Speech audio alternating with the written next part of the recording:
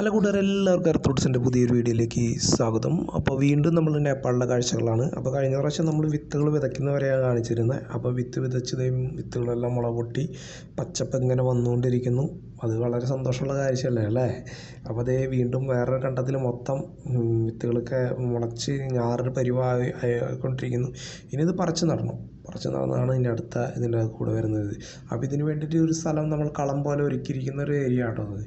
അപ്പോൾ നമ്മുടെ നാട്ടിൽ ഇതുപോലെ ഞാറ് കണ്ടങ്ങളെന്നല്ല പറയണേ, അതേപോലെ തന്നെ ഞാറ് കണ്ടാണത്. പെട്ടെന്ന് വെള്ളം ഇറങ്ങി പോകുന്ന സ്ഥലങ്ങളൊക്കെയാണ് നമ്മുടെ നാട്ടിൽ സെലക്ട് ചെയ്യുന്നത്. അതുപോലെ തന്നെ ഒരു സ്ഥലമാണ് അവരും സെലക്ട് ചെയ്തിട്ടിരിക്കുന്നത്. അപ്പോൾ ഇനിയിപ്പോൾ അവിടെ നിന്ന് വെള്ളം പെട്ടെന്ന് ഇറക്കി വരാൻ മറ്റേ സ്ഥലങ്ങളിലെ കണ്ടങ്ങൾ റെഡിയായി വരുമ്പോൾ ഇവിടുന്ന് പറിച്ച് അവിടെ നടാം. അപ്പോൾ കഴിഞ്ഞ വീഡിയോയിൽ ഞാൻ പറഞ്ഞിരുന്നു മറ്റേ കിളികളെ അവർ എങ്ങനെ പ്രതിരോധിക്കുന്നു. അവർ പറയുന്നത് അത് പ്രശ്നമല്ല, കുറച്ച് കിളികൾ തിന്നു പോയാലും ആർക്കും വലിയ കുഴപ്പങ്ങളൊന്നുമില്ല. അതിന് വേണ്ടിയിട്ട് അവർ നമ്മുടെ നാട്ടിൽ പോലെ മറ്റേ ഇത് കെട്ടലോ അങ്ങനെ കിളികൾ ഓടിക്കാനുള്ള സൗണ്ട് ഉണ്ടാക്കലോ ഒന്നും ചെയ്യുന്നില്ല. പുതിയ കൃഷി കാഴ്ചകളുമായി നാളെ വീണ്ടും കാണാം. അപ്പോൾ എല്ലാവർക്കും